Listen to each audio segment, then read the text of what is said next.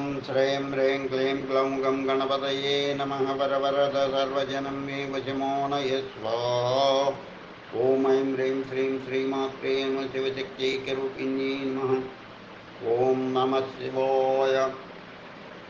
ॐ श्रीगुरुभ्यो नमः। मुगिलचर्ल वेणुगोपाल दत्तात्रेय नमः। ॐ श्री गोपालकृष्णाय नमः। ॐ गोदेव्यै नमः। ॐ श्री गोमातादेव्यै नमः। गोरक्षशतकम्। ॐ परमगुरवे गोरक्षनाथाय नमः। ॐ गोरक्षशतकं वक्ष्ये भवपाशविमुक्तये आत्मबोधकरं पुंसां विवेकद्वारकुञ्चिकाम् एतद्विमुक्तिसोपानम् एतत्कालस्य वञ्चनम् यद्यावृत्तं मनोमोहादासक्तं परमात्मनि द्विजसेवितशाकस्य ऋतिकल्पतरोः फलं शमनं भवतापस्य योगं भजति सज्जनः। आसनं प्राणसंयामः प्रत्याहारो धारणा ध्यानं समाधिरेतानि योगाङ्गानि भवन्ति षट्। आसनानि तु तावन्ति यावत्यो जीवजातयः ये तेषामखिलान् भेदान् विजानाति महेश्वरः। चतुराशीति लक्षाणाम् एकमेकमुदाहृतं ततः शिवेन पीठानां षोडशानं शतं कृतम्। आसनेभ्यः समस्तेभ्यो द्वयमेव विशिष्यते एकं सिद्धासनं प्रोक्तं द्वितीयं कमलासनम्। योनिस्थानकमङ्घ्रिमूलघटितं कृत्वा दृढं विन्यसे मेढ्रे पादमधैकमेव नियतं कृत्वा समं विग्रहं स्थाणुं संयमितेन्द्रियो जलदृशा पश्यन् भ्रुवोरन्तरम् एतन्मोक्षकवाटभेदजनकं सिद्धासनं प्रोच्यते। वामोरूपरि दक्षिणं हि चरणं संस्थाप्य वामं तथा दक्षोरूपरि पश्चिमेन विधिना कृत्वा कराभ्यां दृढम्। अङ्गुष्ठौ हृदये निधाय चिबुकं नासाग्रमालोकये एतद्व्याधिविकारहारियमिनां पद्मासनं प्रोच्यते। आधारं प्रथमं चक्रं स्वाधिष्ठानं द्वितीयकं योनिस्थानद्वयोर्मध्ये कामरूपं निगद्यते। आधाराख्ये गुदस्थाने पङ्कजं यच्चतुर्दलं तन्मध्ये प्रोच्यते योनिः कामाख्या सिद्धवन्दिता। योनिमध्ये महालिङ्गं पश्चिमाभिमुखं स्थितं मस्तके मणिवद्भिन्नं यो जानाति सयोगवित्। तप्तचामीकराभासं तडिल्लेखेव विस्फुरत् चतुरस्रं पुरं वग्ने रथो मेढ्रात् प्रतिष्ठितम्। स्वशब्देन भवेत् प्राणः स्वाधिष्ठानं तदाश्रयः स्वाधिष्ठानाख्यया तस्मान् मेढ्रवाभिधीयते। तन्तु नामनिवत्प्रोतो यत्र कन्दसुषुम्नया तन्नाभिमण्डलं चक्रं प्रोच्यते मणिपूरकम् ऊर्ध्वं मेढ्रादधो नाभिकन्दयोनिस्वगान्धवत् तत्र नाड्यः समुत्पन्ना सहस्राणि द्विसप्ततिः तेषु नाडिसहस्रेषु द्विसप्ततिरुदाहृता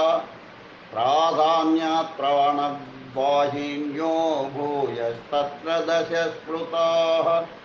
इडा च पिङ्गला चैव सुषुम्ना च तृतीयका गान्धारी हस्तिजिह्वा च पूषा चैव यशस्विनीम् अलम्भुषा कुहुश्चैव सिङ्खिनी दशमी स्मृता एतन्नाडिमयं चक्रं ज्ञातव्यं योगिभिः सदा इडा वामे स्थिता भागे पिङ्गला दक्षिणे तथा सुषुम्ना मध्यदेशे तु गान्धारी वामचक्षुषी दक्षिणे हस्तिजिह्वा च पूषा कर्णे च दक्षिणे यशस्विनी वामकर्णे चासने वाप्यलम्भुषा कूहुश्च लिङ्गदेशे तु मूलस्थाने च शङ्खिनी एवं द्वारमुपाश्रित्य तिष्ठन्ति दशनाडिकाः सततं प्राणवाहिन्यः सोमसूर्याग्निदेवताः इडा पिङ्गला सुषुम्ना च तिस्रो नाड्यबुधाहृताः प्राणापानौ समानश्चाच्युदानोऽप्यान एव च नागः कूर्मश्च कृकरो देवदत्तो धनञ्जयः नागाद्याः पञ्चविख्याताः प्राणाद्याः पञ्चवायवः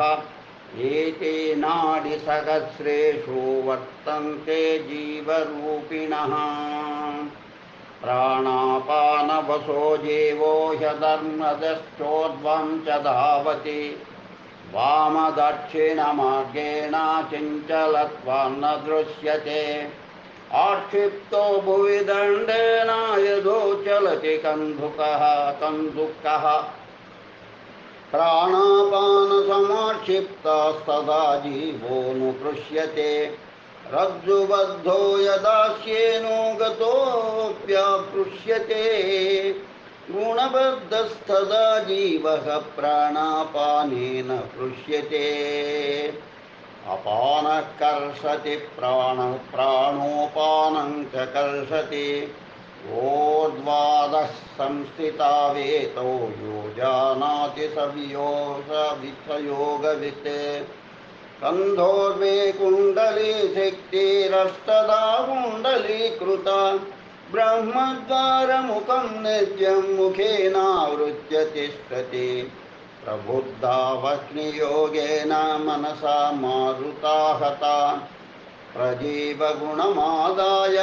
व्रजत्यूर्ध्वं सुषुम्नया महामुद्रं नमो मुद्रामुड्डीयानं जलन्धरं मूलबन्धं च यो वेत्ति स योगी सिद्धिभाजनं वक्षोऽन्यस्तहरिर्हनुर्निपीड्य सुचिरं योनिं च वामाघ्रिणा हस्ताभ्यामवधारितं प्रसरितं पादं तदा दक्षिणम् आपूर्वश्वसनेन कुक्षियुगलं बद्ध्वासिनीरेचयेत् येषा पातकनाशिनी सुमहती मुद्रान्नूणां प्रोच्यते कपालकुहरे जिह्वा प्रविष्टा विपरीतगा भ्रुवोरन्तर्गता दृष्टिर्मुद्रा भवति केचरी ऊर्ध्वं मेढ्रादधो नाभेरुड्डीयानं प्रचक्षते उड्डीयानजयो बन्धो मृत्युमातङ्गकेसरी जालन्धरे कृते बन्धे कण्ठसङ्कोचलक्षणी न पीयूषां प्रतत्यघ्नौ न च वायुः प्रकुप्यति पार्ष्णिभागेन सम्भेद्या योनिमापुञ्चयेद्गुदम् अपानमोर्ध्वमाकमाकृष्य मूलबन्धो निगद्यते यतः कालभयाद् ब्रह्मा प्राणायामपरायणः योगिनो मुनयश्चैव ततः प्राणं निबन्धये चलेवाते चलं सर्वं निश्चले निश्चलं भवेत् योगी स्थाणुत्वमाप्नोति ततो वायुं निबन्धये षट्त्रिंशदङ्गुलं हंसः प्रयाणं कुरुते बहिः वामदक्षिणमार्गेण ततः प्राणो विधीयते बद्धपद्मासनो योगी नमस्कृत्य गुरुं शिवं नासाग्रदृष्टिरेकाकी प्राणायामं समभ्यसेत् प्राणो देहस्थितो वायुरायामस्तन्निबन्धनम्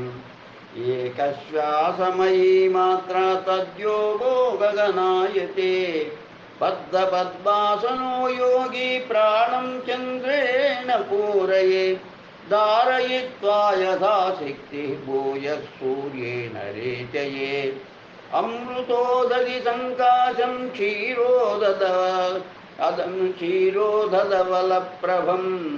ज्ञात्वा चन्द्रमयं बिम्बं प्राणायामे सुखी भवेत् प्राणं सूर्येण चाकृष्य पूरयेदुदरं शनैः कुम्भयित्वा विधानेन भूयश्चन्द्रेण रेचयेत् प्रज्वलज्वलनज्वालं पुञ्जमादित्यमण्डलम् ज्ञात्वा नाभिस्थितं योगी प्राणायामे सुखी भवेत् रेचकः पूरकश्चैव कुम्भकः प्रणवात्मकः प्राणायामो भवेत् त्रेधा मात्रा द्वादश संयुतः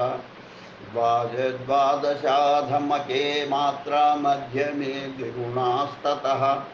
उत्तमे त्रिगुणा मात्रा प्राणायामस्य निर्णयः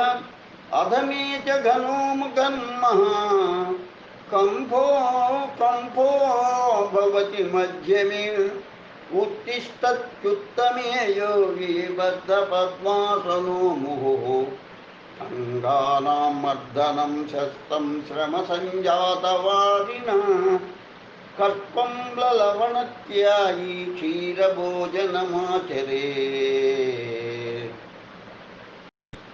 मन्दं मन्दं पिबेद्वायुं मन्दं मन्दं वियोजयेत् नाधिकं स्तम्भयेद्वायुं न च शीघ्रं विमोचयेत् ऊर्ध्वमाकृष्य चापानं वातं प्राणे नियोजयेत् ऊर्ध्वानं नीयते शक्त्या सर्वपापैः प्रमुच्यते प्राणायामो भवत्येवं प्रातकेन्धनपातकः येनोऽम्बुधिमहासेतुः प्रोच्यते योगिभिः सदा आसनेन रुरोहन्ते प्राणायामेन पातकम् विकारं मानसं योगे प्रत्याहारेण सर्वदा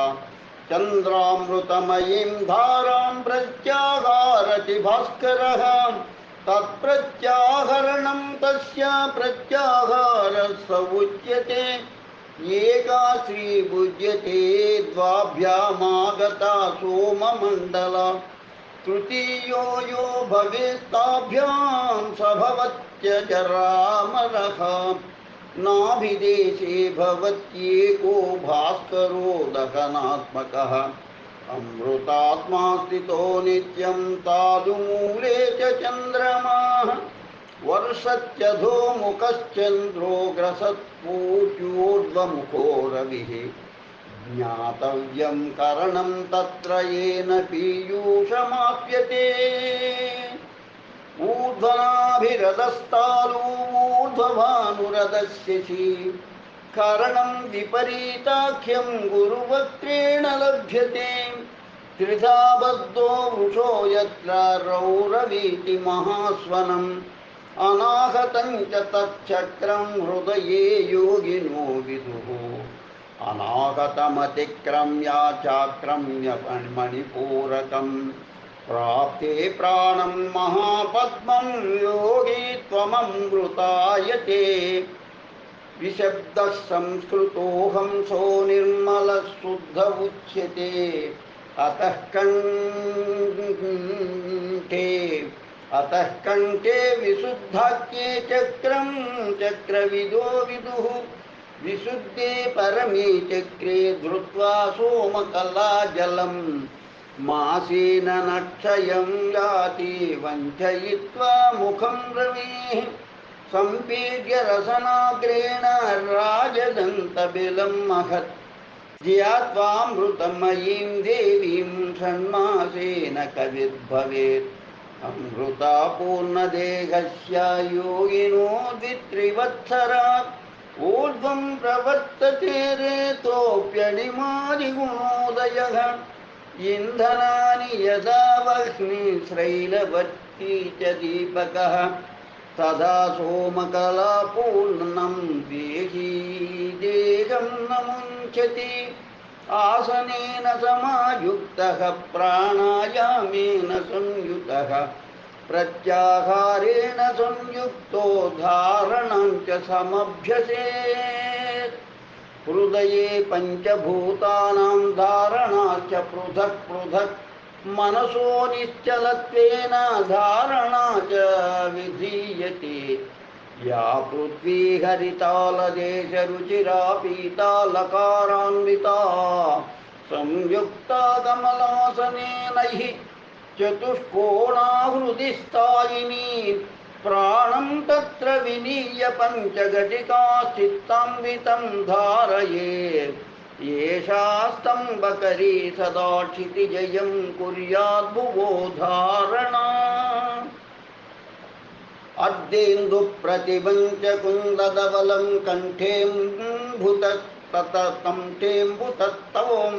कण्ठेऽम्बुतत्तवं स्थितं यत्पीयूषवकारबीजसहितं युक्तं सदा विष्णुना प्राणं तत्र विनीय पञ्चघटिका चित्तान्वितं धारयेत् एषा दुर्वह कालकूटजरणा स्याद्वारिणी धारणा यत्तालस्थितमिन्द्रगोपसदृशं तत्त्वं त्रिकोणोज्ज्वलं तेजोरेपमयं प्रबालरुचिरं रुद्रेण यत्सङ्गतं प्राणं तत्र विनीय पञ्चघटिका चित्तान्वितं धारयेत् येषा निजयं सदा विदधते वैश्वानरी धारणा यद्भिन्नाञ्जनपुञ्जनं निभविदं तत्त्वं भ्रुवोरन्तरे वृत्तं वायुमयं यकारसहितं यत्रेश्वरो देवता प्राणं तत्र विनीय पञ्चघटिका चित्तान्वितं धारयेत् येषाखे गमनं करोति यमिनां स्वाद्वायवी धारणा आकाशं सुविशुद्धवारिससद्वारिसदृशं यद्ब्रह्मरन्ध्रे स्थितं तत्राद्येन सदाशिवेन सहितं शान्तं हकाराक्षरं प्राणं तत्र विनीय पञ्चघटिका चित्तान्वितं धारयेत् येषा मोक्षकवाटपाटनपटुः प्रोक्ता नभो धारणा संस्तम्भनी द्रावणी चैव दहनी ब्राह्मणी तथा शोषणी च भवन्त्येवं भूतानां पञ्चधारणाः कर्मणा मनसा वाचा धारणा पञ्चदुर्लभाः विदाय सततं योगी सर्वपापैः प्रमुच्यते सर्वं चिन्तासमावत्ति योगिनो हृदि परिवर्तते यत्तत्त्वे निश्चितं चेतस्तत्तु ध्यानं प्रचक्षते द्विधा भवति तद्धा तद्ध्यानं सगुणं निर्गुणं तथा सगुणं वन्नभेदेन निर्गुणं केवलं विदुः आधारं प्रथमं चक्रं तप्तकाञ्चनसन्निभं नासाग्रे दृष्टिमादाय ध्यात्वा मुञ्चति किल्बिषं स्वाधिष्ठानं द्वितीयन्तु तन्माणिक्यसुशोभं नासाग्रे दृष्टिमादाय ध्यात्वाञ्चति पातकम् तरुणादित्यसङ्काशं चक्रं च मणिपूरकं नासाग्रे दृष्टिमादाय ध्यात्वा संक्षोभये जगत् विद्युत्प्रभावं हृत्पद्मे प्राणायामविभेदनैः नासाग्रे दृष्टिमादाय ध्यात्वा ब्रह्ममयो भवेत् संततं गण्ठिकामध्ये विशुद्धं चामृतोद्भवं नासाग्रे दृष्टिमादाय ध्यात्वा ब्रह्ममयो भवेत् भ्रुवोर्मध्ये स्थितं देवं स्निग्धमौक्तिकसन्निभं नासाग्रे दृष्टिमादाय ध्यात्वानन्दमयो भवेत् निर्गुणं च शिवं शान्तं गगने विश्वतोमुखं नासाग्रे दृष्टिमादाय ध्यात्वा दुःखाद् विमुच्यते गुदं मेढ्रं च नाभिं च हृत्पद्मे च तदूर्ध्वतः गण्ठिकां लम्बिकास्थानं भ्रूमध्ये परमेश्वरम् निर्मलं गगनाकारं मरीचि जलसन्निभम् आत्मानं सर्वगं ध्यात्वा योगी योगमवाप्नुयात् कथितानि यथैतानि ध्यानस्थानानि योगिनाम् उपाधितत्त्वयुक्तानि कुर्वन्त्यष्टगुणोदयम् उपाधिश्च तदा तत्त्वं द्वयमेवमुदाहृतम् उपाधिः प्रोच्यते वन्नस्तत्त्वमात्माभिधीयते उपाधिरन्यथा ज्ञानं तत्त्वं संस्थितमन्यथा समस्तोपाधिविध्वंसी सदाभ्यासेन योगिनाम् आत्मवर्णेन भेदेन दृश्यते स्फाटिको मणिः मुक्तो यः शक्तिभेदेन सोऽयमात्मा प्रशस्यते निरातङ्कं निरालम्बं निष्प्रपञ्चं निराश्रयं निरामयं निराकारं तत्त्वं तत्त्वविदो विदुः शब्दाद्या पञ्चया मात्रा यावत् कर्णादिषु स्मृताः तावदेव स्मृतं ध्यानं तत्समाधिरतः परं यदा संक्षीयते प्राणो मानसं च विलीयते तथा समरसैकत्वं